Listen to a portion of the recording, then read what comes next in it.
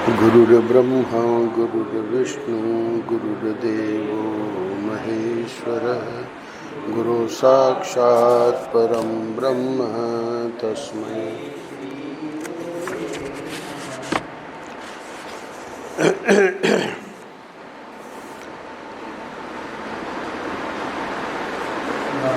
नारायण नारायण नारायण नारायण।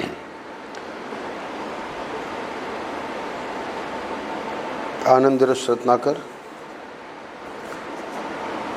आज 26 अगस्त है।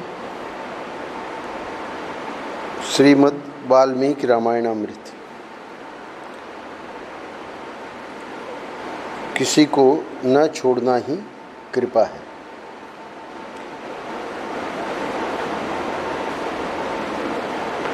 वैसे आनंद रस रत्नाकर में महीने के अंतिम दिनों में प्रायः वेदांत के पृष्ठ लिए गए हैं। तो आज के प्रसंग में हम देखेंगे कि शिष्य और गुरु के बीच में प्रश्नोत्तर। महाराज जी ने प्रश्न किया और उड़िया बाबा जी ने उसका जवाब दिया। यहीं से आज का पृष्ठ प्रारंभ होता है। तो यहाँ पर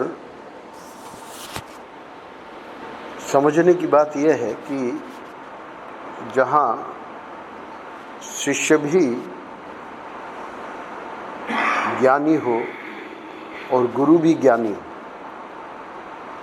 महाराज जी उदाहरण दिया करते थे अष्टावक्र गीता का। अष्टावक्र गीता का उपदेश किया है अष्टावक्र जी महाराज ने। वे तो ज्ञानी है ही है। राजा जनक जो है वो भी ज्ञानी। तो दो ज्ञानियों के बीच में संवाद।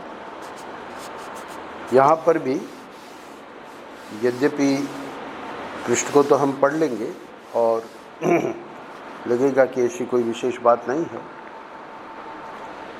परंतु चूंकि दो महापुरुषों के बीच में प्रश्नोत्तर है तो वो कुछ गंभीर है।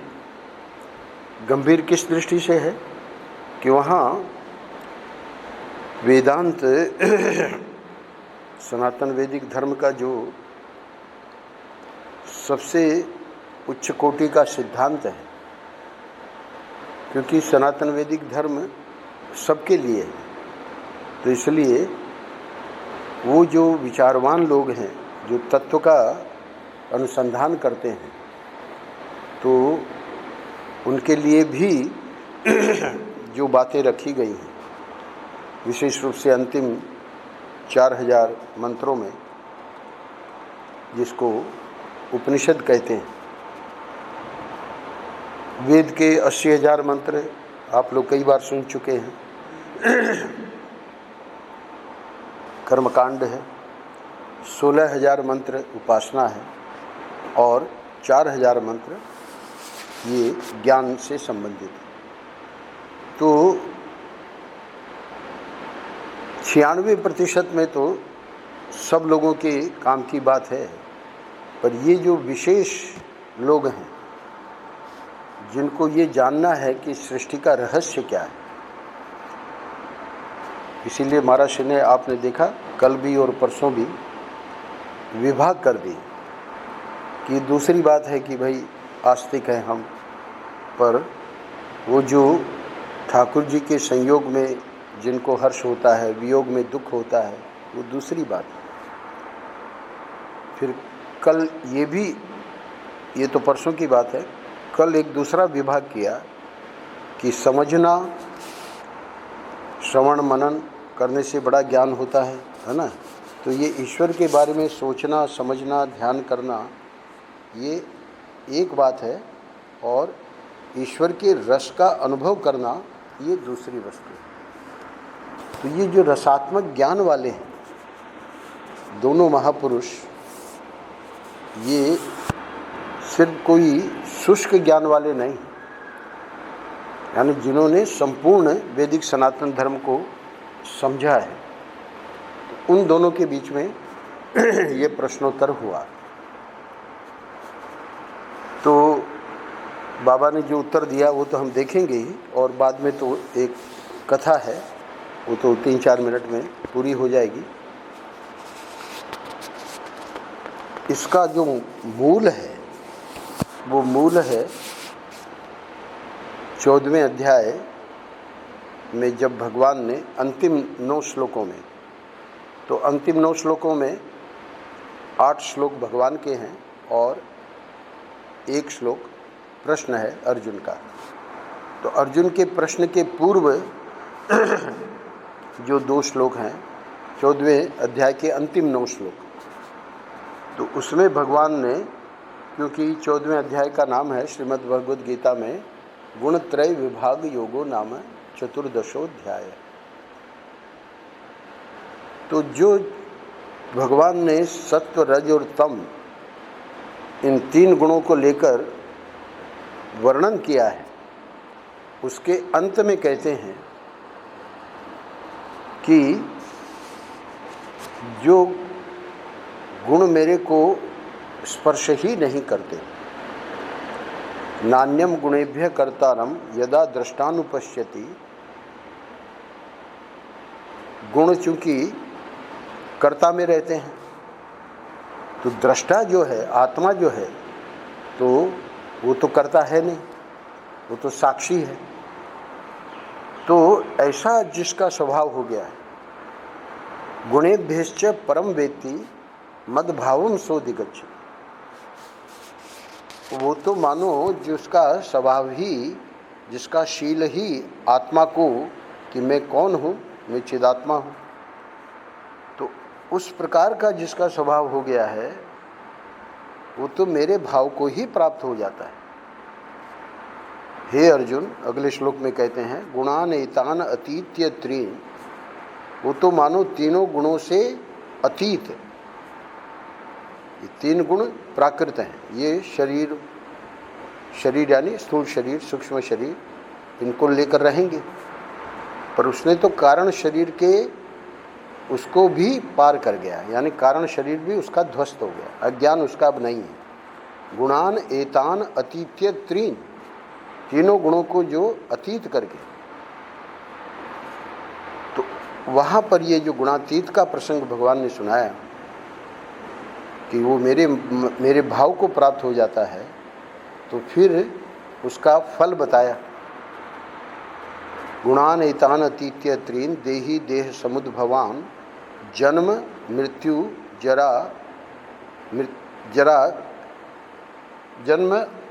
जरा दुख ही विमुक्तो मृत्युमश्नुते, उससे विमुक्त हो जाता है। यानी जीते जी वो जान रहा है कि शरीर का ही जन्म है, शरीर की ही मृत्यु है, शरीर का ही बुढ़ापा है, और ये जो दुख है वो भी चिदात्मा में यानी मुझ में नहीं। जन्म मृत्यु जरा दुख ही विमुक्तो, उससे विमुक्त हो जाता है, इसी को कहते हैं जीवन मुक्त। ये 2 श्लोकों को सुनकर, अब शुरू से सुन रहे हैं अर्जुन, दूसरे अध्याय से उपदेश शुरू हुआ भगवान का, 14वें अध्याय तक पहुंच गए। 12वें अध्याय में भक्ति का वर्णन किया, वो भक्ति का फल क्या है 13वें अध्याय में बताया कि जो तत्व ज्ञान है, क्षेत्रज्ञ का ज्ञान है, वो उसको प्राप्त हो जाता है। फिर उसी तत्व ज्ञान को बहुत सरल करके 14वें अध्याय में जब समझाया, और ये 2 श्लोक जब बोले भगवान ने, तो स्वाभाविक है अर्जुन के हृदय में प्रश्न हुआ। अर्जुन पूछता है, अर्जुन उवाच कैर्लिंगै त्रीन गुणान एतान अतीतो भवति प्रभो, हे प्रभु, ऐसा जो गुणातीत महापुरुष है, जो गुणों को पार कर गया है, जो अपने को चिदात्मा रूप से ही उसका अनुभव है, तो उसको हम पहचाने कैसे, उसका लिंग यानी उसके वो लक्षण क्या है, आप हमको कृपा करके बताइए। कैर्लिंगैर त्रीन गुणान एतान अतीतो भवति प्रभो, किमाचार है, उसका व्यवहार क्या है, और कथम चेतान त्रीन गुणान अतिवर्तते, उपाय क्या है उसका? भगवान ने इस प्रश्न का उत्तर 14वें अध्याय के अंतिम 6 श्लोकों में दिया। तो ये मैं क्यों सुना रहा हूँ कि ये जो उत्तर देना प्रारंभ किया, तो वहाँ प्रथम श्लोक में जो बात कही उसकी जो महर्षि व्याख्या करते थे उसको भूमिका के रूप में रखकर और हम आज के पृष्ठ में प्रवेश करेंगे। 6 के 6 श्लोक बड़े मननीय हैं, विशेष रूप से जो उसके अधिकारी हैं यानी वैराग्यवान हैं, जिनको इसमें वेदांत की बात को जानने में, अनुभव करने में रुचि है, जिनकी साधना है। भगवान कहते हैं प्रकाशम च प्रवृत्तिम च मोहमेव च पांडव न द्वेष्टि संप्रवृत्तानि न निवृत्तानि कांक्षति। परम जी महाराज ने इतनी सरल, हालांकि ये श्लोक जो है इतना कठिन है, पर इतनी सरल उसकी व्याख्या की है, इसलिए मैं सुना रहा हूँ। अर्जुन ने पूछा कि हम कैसे पहचानें कि ये गुणातीत है, उसका व्यवहार क्या है, उसके उपाय क्या है। उपाय में आगे चल के बताया भक्ति ही उसका उपाय है। माम च यो व्यभिचारेण भक्ति योगेन सेवते स गुणान समतीत्येतान ब्रह्म भूयाय कल्पते। उपाय के रूप में भक्ति को ही बताया है, पर जो बताया कि हम पहचाने कैसे, तो वहाँ पर इस श्लोक पर जब भगवान भाष्यकार ने यानी आदि शंकराचार्य जी ने भाष्य लिखा तो बहुत बढ़िया बात लिखी। बोले कि ये पर संवेद्य नहीं है, दूसरा उसको नहीं पहचान पाएगा। श्रद्धा से ही हम उसको जानेंगे कि भाई हाँ ये गुणातीत हैं। पहचानेंगे कैसे? पहचान नहीं सकते, क्योंकि तो गुणों से अतीत है ना। हमेशा ध्यान रखिएगा कि जितनी हमारी जानकारी है वो सब गुणों में ही है। गुणातीत को जान नहीं सकते।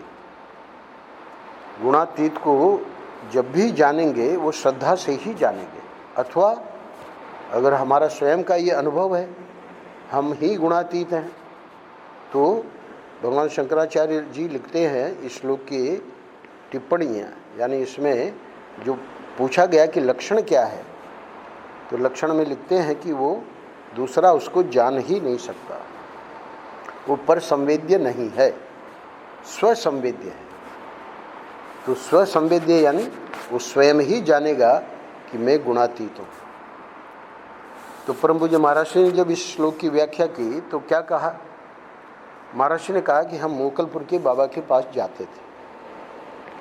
पहले थोड़ा सा श्लोक का अर्थ समझ लीजिए, तो ये महाराज ने ऐसा क्यों कहा वो आप समझ जाएंगे। श्लोक का अर्थ है कि चाहे सात्विक गुण बरते, चाहे राजसिक गुण बरते, चाहे तामसिक गुण बरते, प्रकाशम च प्रवृत्तिम च मोहमेव च पांडव। प्रकाश कहते हैं सात्विक, प्रवृत्ति कहते हैं राजसिक और मोह कहते हैं तामसिक।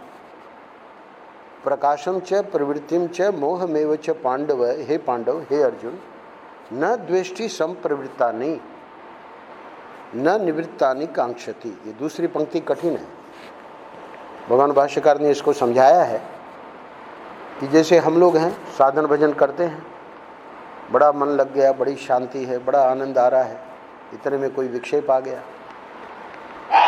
अब वो जो विक्षेप आ गया, वो जो कष्ट आ गया, वो जो दुख आ गया, हमारा पूरा प्रयास रहता है कि वो निवृत्त हो जावे। स्वाभाविक है, क्योंकि जिस शांति, जिस आनंद का अनुभव किया है ना, जिस सात्विकता का आनंद अनुभव किया, तो राजसिक तामसिक के आने से वो हमको पसंद नहीं है, किसी को भी पसंद नहीं, तो वो कोशिश करता है कि वो हट जाए। ये क्या कह रहे हैं भगवान गुणातीत के लिए? न द्वेष्टि संप्रवृत्तानि। ये राजस और तमस आ गए, किसको आ गए, किस में आ गए? अरे शरीर को आ गए, मैं तो शरीर हूँ ही नहीं। न द्वेष्टि, वो उससे द्वेष नहीं करता, उसको हटाने का प्रयास नहीं करता। न निवृत्तानि कांक्षति, यहीं पे श्लोक पूरा होता है। निवृत्त हो गए, है ना। तो सात्विक भाव था, वो निवृत्त हो गया। तो सात्विक भाव जब निवृत्त हो गया तो साधक क्या करेगा कि वो चाहेगा कि वापस हमारा सात्विक भाव आ जाए। न निवृत्तानि कांक्षति, वो निवृत्त हो गया, उसकी आकांक्षा भी नहीं करता। ये आ गए रजस तमस, उससे द्वेष भी नहीं करता, और जो सत्व चला गया वो वापस लौटे, हम लोगों को करना है। हम लोग नहीं करेंगे तो हमारी तो आगे उन्नति नहीं हो सकती, पर ये सहज है गुणातीत के लिए। तो इसलिए उसमें कौन नाटक कर रहा है, कौन सच्चा है, उसको हम कैसे जानेंगे? नहीं जान सकते। हमारी श्रद्धा है तो हमको पता है कि हमारे गुरु महाराज लीला कर रहे हैं। हमारी श्रद्धा नहीं है तो वही गुरु महाराज जिनमें अश्रद्धा, जिस व्यक्ति की अश्रद्धा है वो कहेगा कि ढोंगी है। तो इसलिए पर संवेद्य नहीं है, स्वसंवेद्य। पर परम पूज्य महाराज जी का तरीका देखिए समझाने का। बोले हम मोकलपुर के बाबा के पास जाया करते थे, तो महाराज जी ने जब इस श्लोक की व्याख्या शुरू करी तो शुरू में ही बता दिया कि हम इस श्लोक की व्याख्या में जो बताने जा रहे हैं वो आप लोगों के करने का नहीं है। महाराज जब हमको हमारे करने का है ही नहीं तो आप सुनाते क्यों? सुनाने की ज़रूरत क्या है?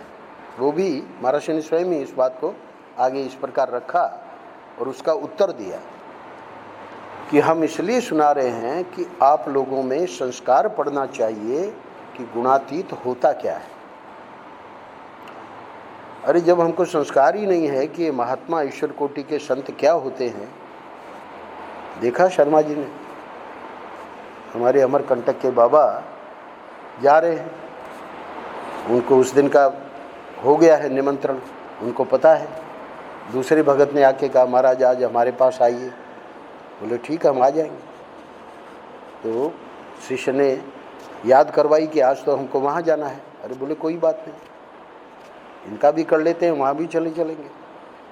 तो कहने का अर्थ ये है कि महाराज जी ने वहाँ ये समझाया कि आप लोगों को संस्कार पढ़ना चाहिए, क्योंकि हम लोगों को लगता है कि व्यवहार जिसका ठीक है वो ही महात्मा है।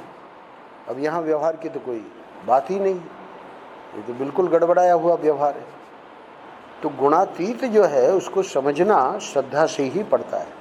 तो इसलिए कहा महाराज ने कि अब मैं जो सुनाने जा रहा हूँ वो आप लोगों के करने का नहीं है, पर आप लोग सुनो ताकि आप लोगों को पता लगेगा कि महात्मा क्या होते। क्या सुनाया? मोकलपुर के बाबा के पास जाते थे। आप कल्पना करो 14 मील यानी करीब 28 किलोमीटर समझ लीजिए, या 24 किलोमीटर पैदल जाते थे और पैदल लौटते थे गांव से। जहां बाबा थे वहाँ कोई और दूसरा वाहन वगैरह नहीं था जाने के लिए। तो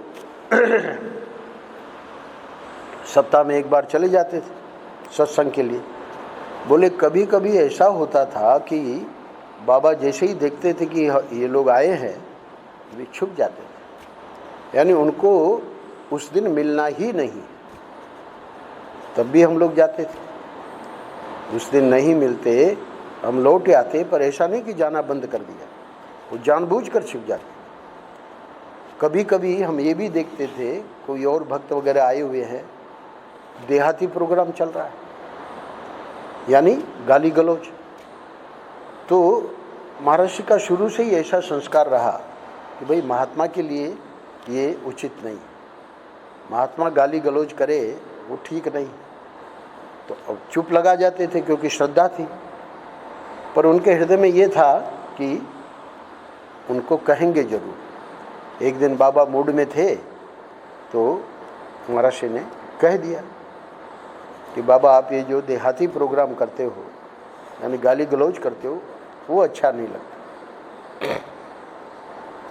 महाराज जी कहते हैं कि जैसे ही हमने ये बात कही बाबा नाराज हो गए।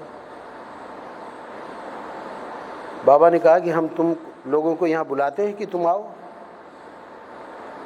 तो महर्षि समझ गए कि ये तो उल्टा पड़ गया। बोले नहीं महाराज, हम तो अपनी श्रद्धा से आते हैं। दूसरा प्रश्न किया, क्रोध की लीला करी बाबा ने, क्या हम कहते हैं कि तुम लोग यहाँ से जाओ?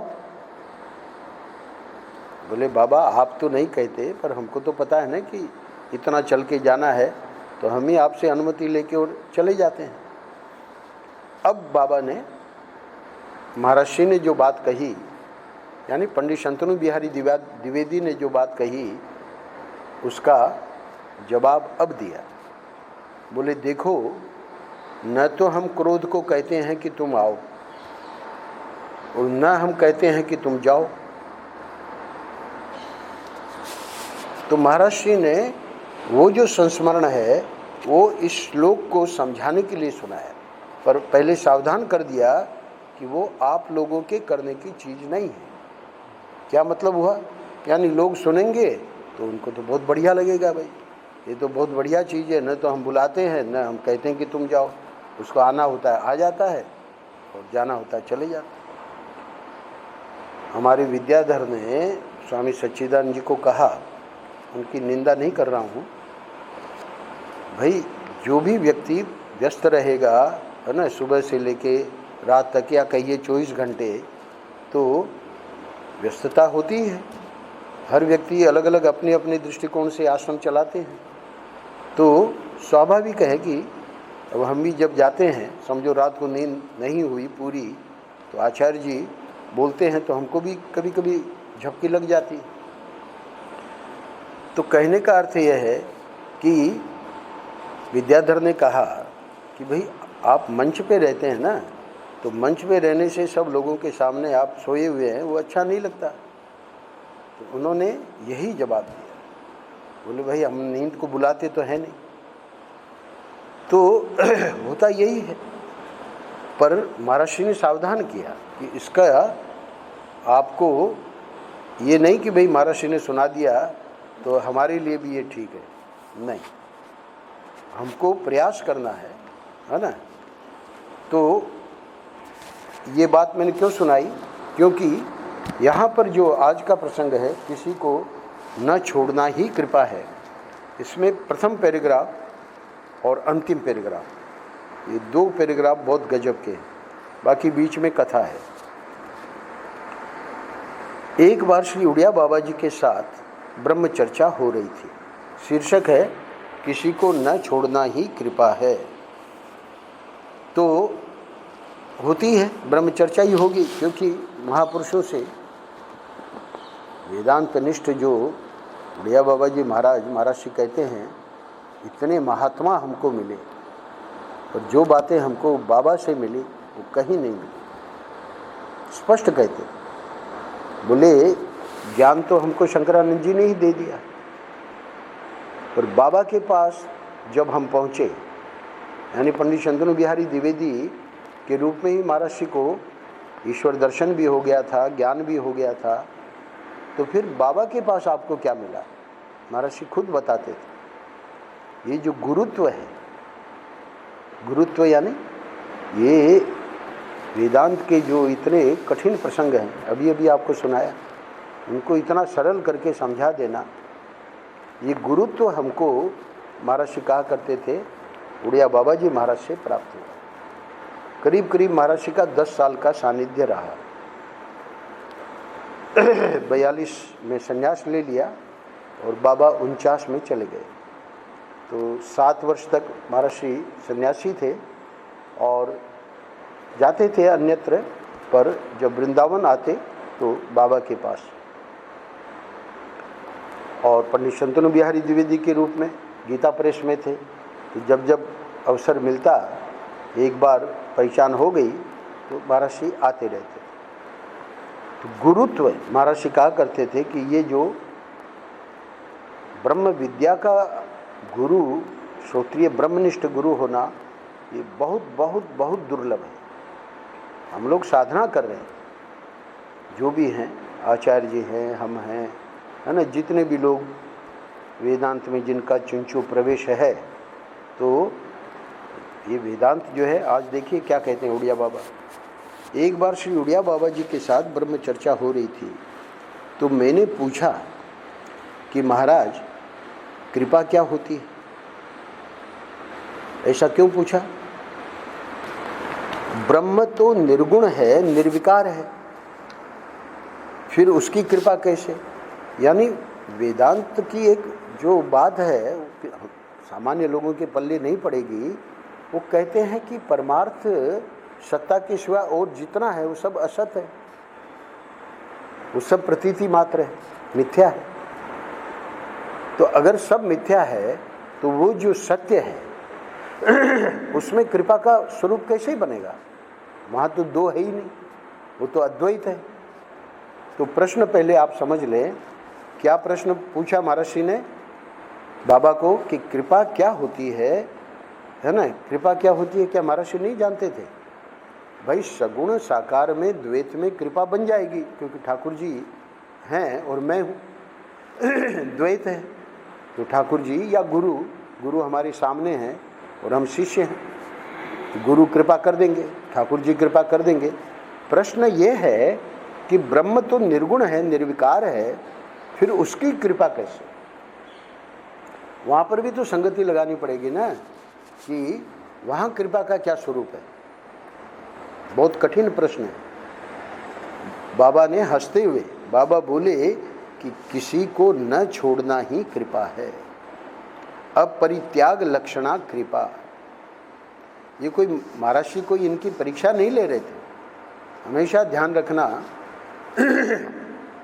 हो सकता है शुरू में हमारे मन में आवे कि भाई पता तो लगा लें कि सामने वाले महात्मा जी कुछ दमखम है कि नहीं। तो निषेध कहीं नहीं किया गया है, परंतु एक बार हमारी श्रद्धा बन जाए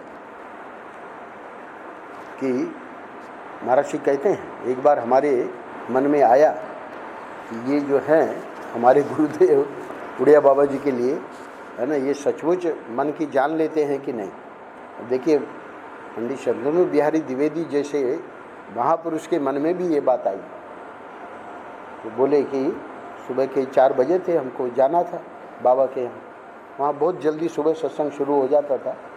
तो हमने मन में सोचा कि आज जब हम जाएंगे प्रणाम करेंगे और हमको अगर बाबा कुछ कहेंगे कि ये ले लो खा लो, तो हम समझ जाएंगे कि ये अंतर्यामी। महर्षि कहते हैं कि जैसे ही हमने प्रणाम किया, वो जो बगल में था बाबा के, बोले पलटू, बड़े अच्छे शिष्य थे बाबा के, बोले देखो संतन को दो कुछ। वहीं पेड़ा वगैरह था, उनको दिया।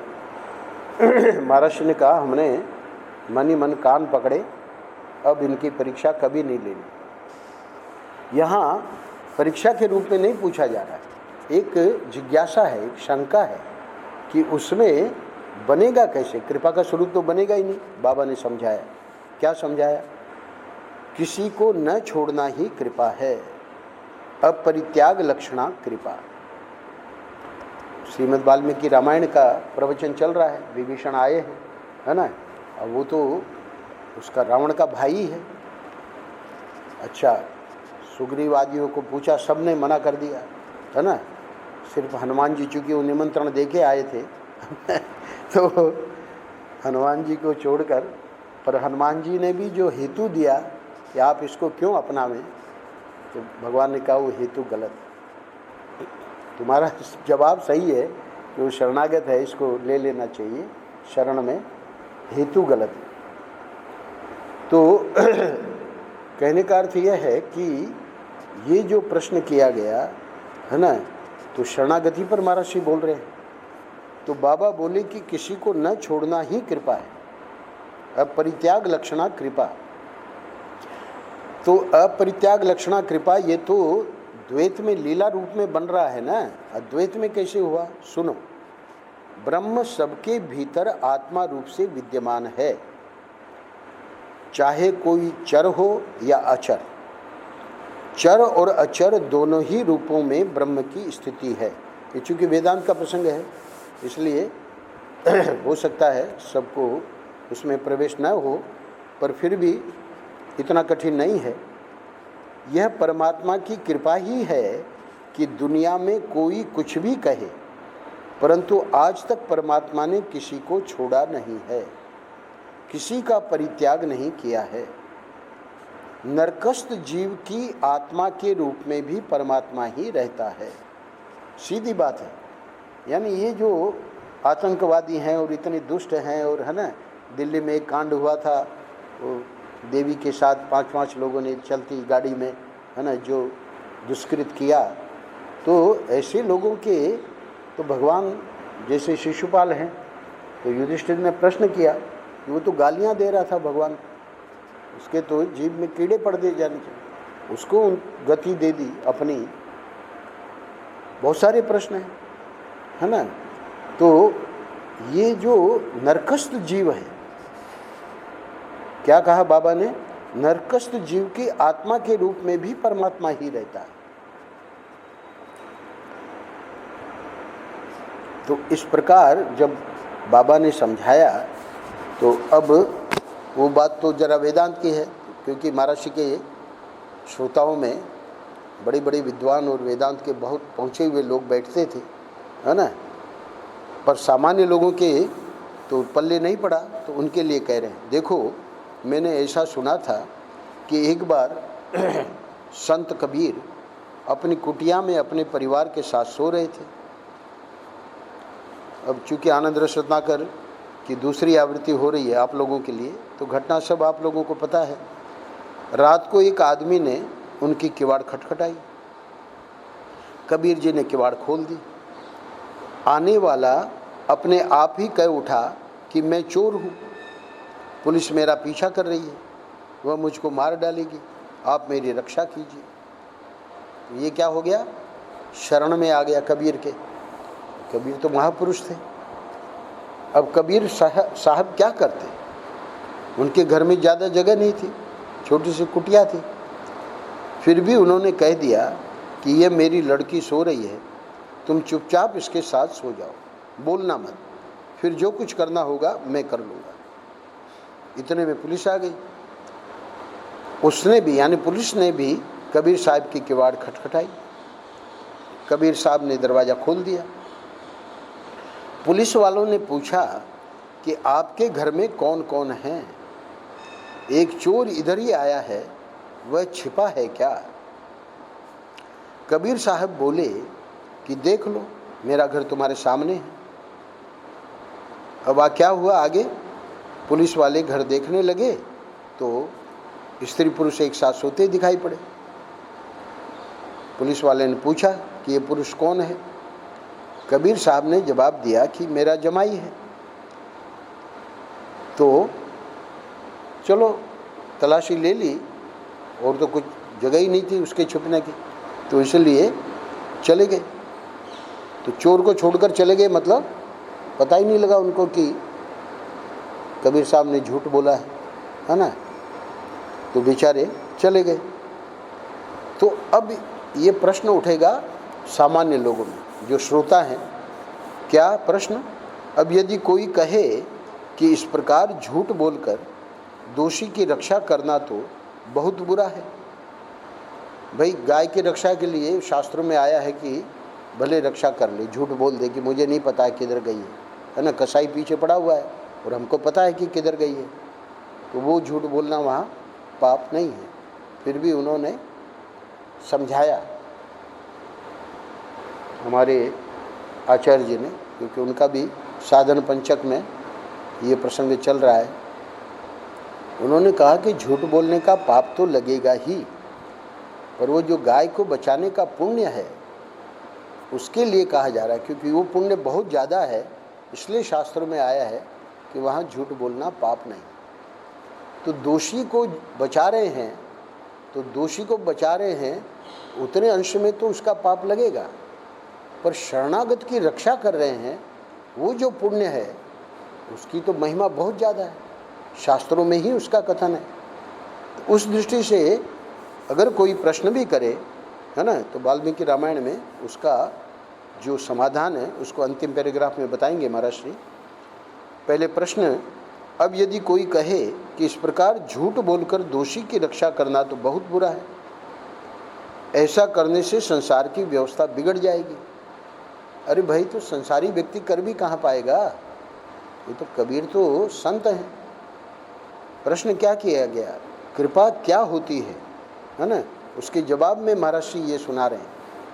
क्यों? क्योंकि प्रश्न का स्वरूप था कि ब्रह्म तो निर्गुण है, निर्विकार है, फिर उसकी कृपा कैसे? परम पूज्य महाराज श्री ने एक लेख लिखाया है आनंद सूत्र में, जिस पे हम बोल रहे हैं। आचार्य जी के जाने के बाद फिर उसको शुरू करेंगे। अंत में यानी 36 प्रसंग लिखाए, उसमें 35वां प्रसंग यानी इन सूत्रों के भी अंत में और महर्षि के जीवन के भी अंत में 1986 में ये लिखवाया गया। 87 में तो चले गए। तो जो 40-50 वर्षों का उनका ये इतना प्रवचन, इतना सत्संग, इतना है ना प्रश्नोत्तर, उसमें जो उनका अनुभव 11 पॉइंट बनाए आत्मा परमात्मा के, और उसके सामने 11 पॉइंट बनाए महात्मा के। एक एक को घटा के दिखाया कि जो आत्मा परमात्मा का लक्षण है वो ही महात्मा का लक्षण। ईश्वर कोटि के संत क्या होते हैं, उसमें अंतिम बात यही है कि अपरित्याग लक्षणा आत्मा परमात्मा यानी ठाकुर जी में भी है, और अपरित्याग लक्षणा महर्षि में भी, महर्षि यानी संतों में भी है, महात्मा में भी है। महर्षि नाम इसलिए आ गया कि विश्वात्मानंद जी बहुत अच्छे, उनका गंभीर चिंतन है, वेदांत का प्रोफेसर थे मैथमेटिक के, और उसी समय से महर्षि से जुड़े, तो कोई सामान्य नहीं है वो बात अलग है कि कैसे क्या प्रारब्ध क्या क्या करवाता है, तो वो तो खेल सबके साथ चलता है। उन्होंने बताया कि महाराष्ट्र में ये लक्षण पूरा घटता था, अपरित्याग लक्षण। स्वामी प्रबुद्धानंद जी सेवा छोड़ के चले गए, बहुत मना करने पर। हम स्वयं देखे कि कितनी बार महाराष्ट्र ने मना किया, नहीं माने, चले गए, हमेशा के लिए वो चले गए। परंतु उनके जो भाई थे आगरा में, उनको दया आई। 9 महीने ऋषिकेश में परमार्थ आश्रम है, परमार्थ निकेतन, वहाँ देखा कि भाई ने देखा कि कहाँ तो महर्षि के पास रह के, है ना, यानी कितना बड़ा लाभ उन्होंने खोया, क्योंकि सर्वे सर्वा थे महर्षि की सेवा में। और कहाँ वहाँ उनकी दुर्दशा देखी, उनको दया आई। उनके नाना कहने पर भी टैक्सी में सेवानंद जी को कहा कि इनको वापस ले चलते हैं, महर्षि के पास ले आए। तो भाई ने कहा कि आप इनको अपने शरण में ले लीजिए।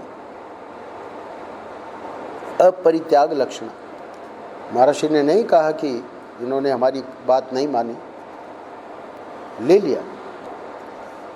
विश्वात्मानंद जी वो जो आत्मा परमात्मा महात्मा में ये आखिरी लक्षण है, और 10 पॉइंट और बताए हैं महर्षि ने, बहुत अद्भुत लेख है वो महर्षि का। तो अपरित्याग लक्षणा महर्षि में पूर्ण रूप से घटता था। तो अब यहाँ क्या कह रहा है, वो बेचारा सामान्य व्यक्ति है, वो कह रहा है कि ऐसा करने से संसार की व्यवस्था बिगड़ जाएगी, तो उसका समाधान दे रहे हैं। लेकिन श्रीमद् वाल्मीकि रामायण में भगवान श्री रामचंद्र कहते हैं कि सत्पुरुषों में, अंडरलाइन, ये सांसारिक लोगों की बात यहाँ नहीं चल रही है, इस पृष्ठ में जो सत्पुरुष हैं, यानी जो ज्ञानी महापुरुष हैं, उनमें शरणागत की रक्षा करना निंदित नहीं माना जाता। शरणागत कैसा भी क्यों न हो, राजा शिबी का आया है, वो जो बाज था, हालांकि वो परीक्षा चल रही थी, तो बाज कुछ नहीं था।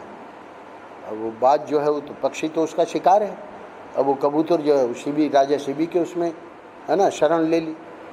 अब वो बाज आए कि ये तो हमारा, है ना, भोज्य है, आप इसको नहीं रोक सकते, आपको देना ही पड़ेगा। अरे बोले तुमको मांस ही तो चाहिए, हम अपने शरीर का मांस दे देते। अब महाराज वो मांस काट काट के देवे, तराजू पे एक और कबूतर, एक और ये, हद हो गई। पाँव का काट दिया, हाथ का काट दिया, है ना।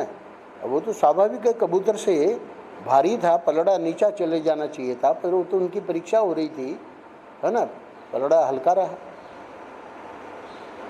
वो राजा शिबी भी कम नहीं थे, खुद ही बैठ गए, यानी तुम हमको ही ले लो पर ये कबूतर को नहीं। दोनों जो परीक्षा लेने आए थे प्रकट हो गए। तो कहने का अर्थ यह है कि सत्पुरुष, आज भी राजा शिबी की कथा क्यों सुनाई जा रही है? सत्पुरुषों में शरणागत की रक्षा करना निंदित नहीं माना जाता।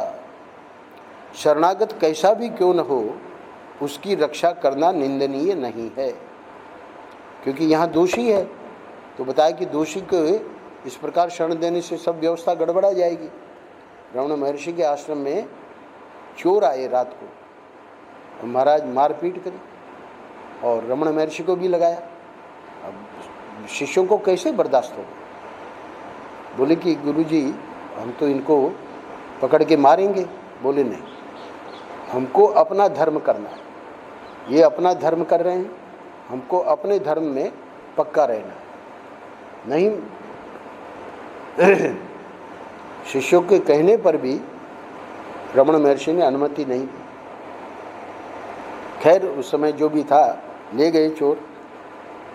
तो बाद में ऐसा भी नहीं कि वो पकड़े गए, बाद में उनको दंड मिला, कुछ नहीं। तो ये निंदनीय नहीं है। उसी अध्याय में एक बहुत विदेशी व्यक्ति ने उस घटना को लिखा है और अंग्रेजी में है वो, हम इंग्लैंड में थे तब पढ़ा हमने। वहाँ शुरू में ही ये लिखा है कि जो देश की रक्षा है वो देश की रक्षा देश के हिसाब से होगी, वहाँ सेना लगानी पड़ेगी। ये जो संस्मरण है रमण महर्षि का, वो कोई पढ़ के गड़बड़ावे नहीं। ये तो सत्पुरुषों की बात यहाँ चल रही है। यहाँ पर भी आप देखिए महर्षि क्या कह रहे हैं कि सत्पुरुषों में शरणागत की रक्षा करना निंदित नहीं माना जाता। ऐसा नहीं कि इस बात को हम घटाने लगे, है ना, कि आश्रम में आ गए कोई और हम तो जो है ये पृष्ठ पढ़ लिया, अब परित्याग लक्षणा, है ना, ये सब बकवास है। ये तो सत्पुरुषों की बात बताई जा रही है। शरणागत कैसा भी क्यों न हो, उसकी रक्षा करना निंदनीय नहीं है। दूसरे लोग भले ही निंदा करें, लेकिन उस निंदा की परवाह नहीं करनी चाहिए। यानी सत्पुरुष के लिए भी महाराज श्री कह रहे हैं कि वाल्मीकि रामायण में ये बात आई है कि सत्पुरुष अगर ये सोचने लगेगा कि अरे हमारी तो बड़ी निंदा होगी, तो अभी उसमें कमी है, तो इसलिए उसको नहीं करना चाहिए। मतलब ठाकुर जी है, ठाकुर जी पे तुम्हारा पूर्ण विश्वास है, इसीलिए अहम की कणिका रहती है। कितना ही उच्च कोटि का साधक हो, संत कोटि में प्रवेश करना, ईश्वर कोटि में प्रवेश करना बहुत कठिन है। वहाँ अहम की कणिका भी नहीं है। वहाँ ये नहीं कहना पड़ेगा कि उस निंदा की परवाह नहीं करनी चाहिए। परवाह करते ही नहीं, क्योंकि जो भी करना है ठाकुर जी करेंगे। उनका तो पूर्ण समर्पण है। वो तो ये भी नहीं सोचते कि मैं कुछ कर रहा हूँ, जो भी कर रहे हैं ठाकुर जी ही कर रहे हैं। क्योंकि सत्पुरुष जानते हैं कि आज तक परमात्मा ने, तो सत्पुरुष और परमात्मा एक हो गए। भक्त भक्ति भगवंत गुरु चतुर नाम वपु एक। सत्पुरुष जानते हैं कि आज तक परमात्मा ने सद्वस्तु चिद्वस्तु आनंद वस्तु ने अद्वैत वस्तु ने किसी को छोड़ा नहीं है। यानी जो इतना कठिन प्रश्न था उसका बीच में कथा सुना के और महर्षि ने बता दिया कि उनका स्वरूप ही परमात्मा का स्वरूप है। तो इसलिए इनको समझना बहुत कठिन है। जब तक हमारी श्रद्धा नहीं होगी हम इनको नहीं समझ सकते। नारायण नारायण नारायण। श्री राम।